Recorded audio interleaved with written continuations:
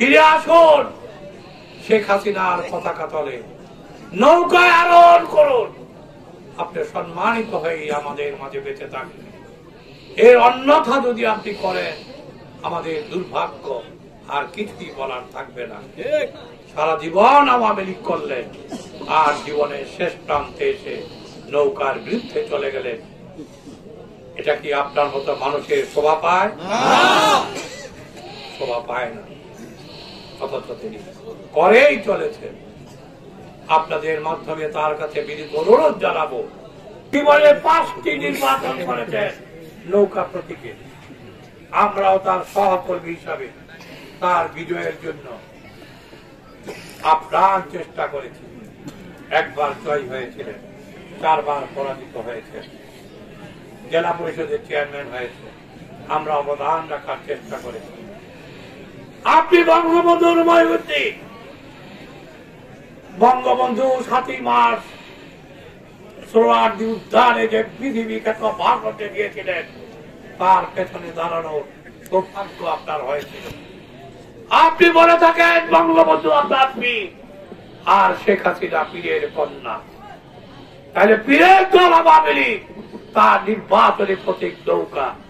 পীরের কন্যা শেখ হাসিনার দল আওয়ামী লীগ, তার নির্বাচনী প্রতীক নৌকা। তার বিরোধিতা কেন করছেন?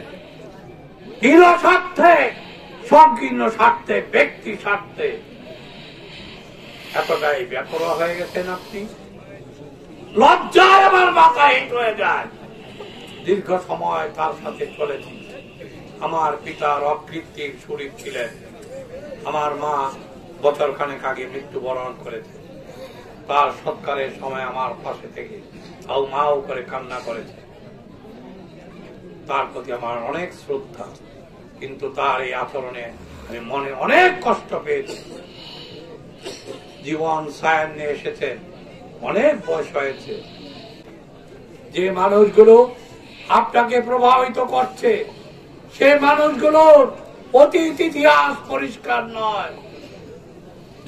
এরা জীবনে অনেক দল করেছে।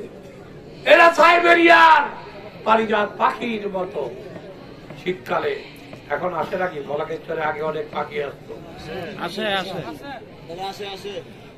পাখি আসে এই শীতকালে। আবার যখন একটু গরম হাওয়া বইতে শুরু করে, পাখিরা তার আপন নিয়ে চলে যায়। এরাও দল ক্ষমতায় আছে। দুর্ঘটনা ঘটিয়েই তো আওয়ামী লীগ যোগদান করেছিল। চলে যাবে, থাকবে না। যখন সুখের পায়রা দেখবে না, মধু ফুরিয়ে আসবে, তখন তারা আবার তাদের আপন নিয়ে চলে যাবে। কিন্তু মহিউদ্দিন চাচার প্রতি আমার অনেক আস্থা। এখনো সময় আছে। ফিরে আসুন, ফিরে আসুন, সম্মানিত থাকবেন। এই প্রসঙ্গে আর কথা না বাড়িয়ে আপনাদের কাছে আমি প্রতিশ্রুতি দিতে পারি, আশ্বাস দিতে পারি, অঙ্গীকার ব্যক্ত করতে পারি। আপনারা যদি আমাকে আরেকবার নির্বাচিত করেন, তাহলে অতীতে যেমন আপনাদের কথার অবাধ্য হইনি, ভবিষ্যতেও আমি আপনাদের কথা অবাধ্য হব না। আমার মুরব্বীরা যারা আছেন, সমাজকে নিয়ে যারা চিন্তা করেন, সমাজকে নিয়ে যারা ভাবেন, তাদের পরামর্শ মোতাবেক আমি পথ চলব। আপনাদের যে আমানত আমি খেয়ানত করব না। আপনাদের নিঃস্বার্থভাবে, নির্লোভ হয়ে, নিঃস্বার্থভাবে সেবা করব। আমি আপনাদের খ্যাতমতগার হিসেবে থাকবো, গোলাম হিসেবে থাকবো। কখনোই নিজেকে অহংকার দেখাবো না, গর্ব করব না। এটুকু আশ্বাস আমি আপনাদের দিতে পারি। আর একটি কথা বলি, আমি জানি না কতটুকু মিথ্যাচার আপনাদের এই এলাকা পর্যন্ত পৌঁছাতে পেরেছে, আমি জানি না। তবে আমি আপনাদের কাছে বলি, ছোট্টবেলা থেকেই আমি রাজনীতি করি, ছোট্টবেলা থেকেই আমি অসাম্প্রদায়িক মানুষ ছিলাম। জাতি, ধর্ম, বর্ণ, শ্রেণী, গোত্র নির্বিশেষে, ধনী গরিব নির্বিশেষে সকল মানুষকেই আমি ভালোবাসি, সকল ধর্মকেই আমি ভালোবাসি। আমি বলি, সবার উপর মানুষ সত্য, তাহার উপর কামনা। মানুষকে ভালোবাসার মধ্য দিয়ে মহান সৃষ্টিকর্তা আল্লাহ তাআলা রাব্বুল আলামিনের নৈকট্য পাওয়া যায়, সন্তুষ্টি পাওয়া যায়, এটা আমার বিশ্বাস। সেই ছোট্টবেলা থেকেই মসজিদ, মাদ্রাসা, গোরস্থান, ঈদগাহে যতটুকু পারি সহযোগিতা করি। মুন্সিগঞ্জ শহরে সামাজিক কবরস্থান ছিল না, বিশাল একটি কবরস্থান বানিয়েছে, ঈদগাহ বানিয়েছে। কত মসজিদ, মাদ্রাসায় আমার অনুদান দিয়েছি, মনে হয় 2 উপজেলায় মিলিয়ে 6 শতাধিক মসজিদ, মাদ্রাসা, গোরস্থান, ঈদগাহ 34 কোটি টাকার উপরে হবে। আর সেই মানুষগুলো নির্বাচনকে সামনে রেখে ধর্ম নিয়ে কুৎসিত কথাবার্তা বলছেন, যা আমি কোনোদিন বিশ্বাস করি না। আমার হৃদয় বা মস্তিষ্কে কোনোদিনই এই ধরনের চিন্তা যেন না আসে। আমার দেহে যতক্ষণ পর্যন্ত 1 ফোঁটা রক্তবিন্দু থাকবে, শ্বাস থাকবে, ততদিন যেন আমি মানুষের ধর্মীয় অনুভূতিতে আঘাত না করি, ধর্মীয় বিশ্বাসের উপর কটাক্ষ না করি, এটা বা নিজের কাছে নিজের দেয়া প্রতিশ্রুতি। সুতরাং ওদের অপপ্রচারে বিভ্রান্ত হবেন না। আমি তো এই দেশে কত বড় বড় আলেমের সাথে এক মঞ্চে ওয়াজ মাহফিলে হাজির হই।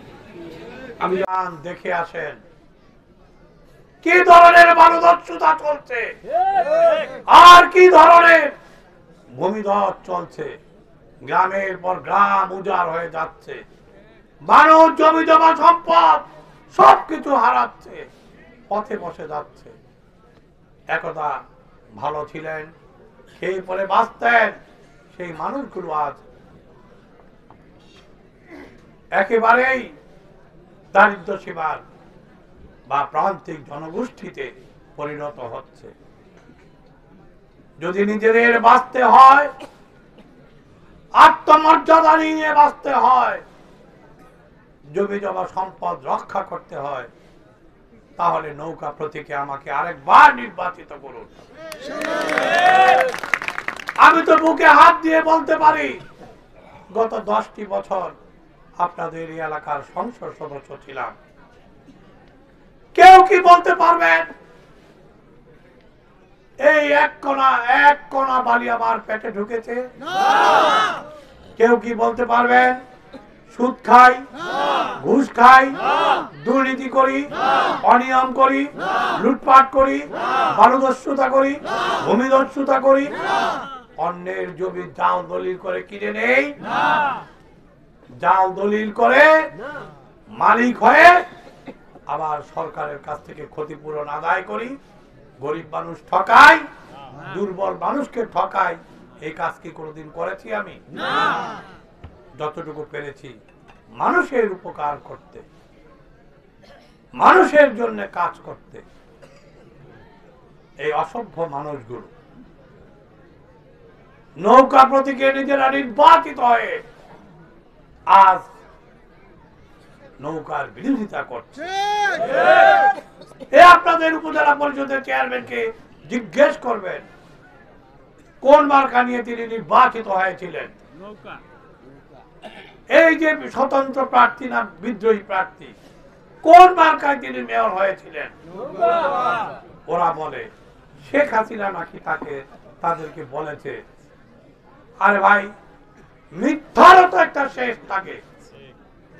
তোমরা আওয়ামী লীগ করো, নিজেদের দাবি করো, আর সংগঠনের সভাপতি যিনি বাপ মা ভাই স্বজনদের হারিয়ে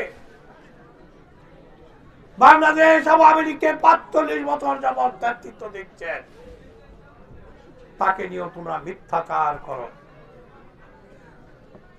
এইবারে নির্বাচনী প্রচার অভিযান শুরু করেছিলেন বরাবরের ন্যায়। শেখ হাসিনা হযরত শাহজালালের মাজার জিয়ারত করে শাহপরানের মাজার জিয়ারত করে, সিলেটের আলিয়া মাদ্রাসায় বক্তৃতা করে। সেখানে কি শুনেছেন বিদ্রোহীরা তার প্রার্থী? সেখানে কি তিনি নৌকা মার্কায় ভোট চাননি? রংপুরে কোন মার্কায় ভোট চেয়েছেন? বরিশালে কোন মার্কায় ভোট চেয়েছেন? ফরিদপুরে কোন মার্কায় ভোট চেয়েছেন? গোপালগঞ্জে কোন মার্কায় ভোট চেয়েছেন? মাদারীপুরে কোন মার্কায় ভোট চেয়েছেন? মাগুরায় কোন মার্কায় ভোট চেয়েছেন? আগামীকাল নারায়ণগঞ্জে তিনি আসবেন, কোন মার্কায় ভোট চাইবেন? কপটতা আরো একটা শেষ থাকে, প্রতারণারও একটা শেষ থাকে, ভণ্ডামিরও একটা শেষ থাকে। এরা এতই বড়ই নিচ, ক্ষুদ্র স্বার্থ। আমাদের কলেজ মাঠে বিশাল প্যান্ডেল করে। তদানীন্তন সময়ে আমাদের দেশের একজন প্রখ্যাত ইসলামিক দার্শনিক ছিলেন, চিন্তাবিদ ছিলেন, হযরত মাওলানা হাবিবুর রহমান যুক্তিবাদী। নাম শুনেছেন না আপনারা? তাকে দিয়ে ওয়াজ করিয়েছিলাম। আর জীবনের পরিণত বয়সে এসেছি, যে নির্বাচন করতে যাব, সেই নির্বাচনকে সামনে রেখে আমার গোটা সাধারণ ৯৯% ইসলাম ধর্মাবলম্বী, তাদের ধর্মীয় বিশ্বাসে যদি আমি কটাক্ষ করি, আমার ডাইনে ভাবে যারা আমার দলে, তারা কি আমার সাথে থাকবেন? আপনারা কি আমাকে ভোট দেবেন? তাহলে আমি কি এতই নির্বোধ যে আমি ভোটে এসেছি, ভোট চাইতে এসেছি, জিততে চাই, তা আপনাদের মনে আঘাত দিলে আমি কি জিততে পারবো না? সুতরাং এই মিথ্যাচারও ওরা আশ্রয় নিয়েছে। আগেই বলেছি, ওরা মিথ্যাবাদী, ভণ্ড, কপট, এদের কোনো কি বলবো মনুষ্যত্ব বোধ নেই। এরা মানবিকতা বিবর্জিত। কি প্রক্রিয়ায় উপজেলা পরিষদের চেয়ারম্যান হয়েছে আপনারা অনেকেই জানেন। একজন বলেছে রেফায়েতুল্লাহ খান তোতা মনোনয়নপত্র স্বাক্ষর করে জমা দিয়ে লন্ডন বসে থাকলেও জিততে পারে। আমার কাছে বলেছিল, আমি 2 বার নির্বাচন করেছি, পরাজিত হয়েছি, এবার যদি নির্বাচিত না হতে পারে তাহলে আমার আত্মহত্যা ছাড়া কোনো পথ থাকবে না। আর কি বলেছিল বলতেও লজ্জা করে, যে বেশরমের মতন ভাত খাইছি কোন জায়গায় যদি কত পথ দিয়ে। আরে বেটা, আপনারা খাওয়াই না করেন, পোলা খাবো না, না খেয়ে থাকবো।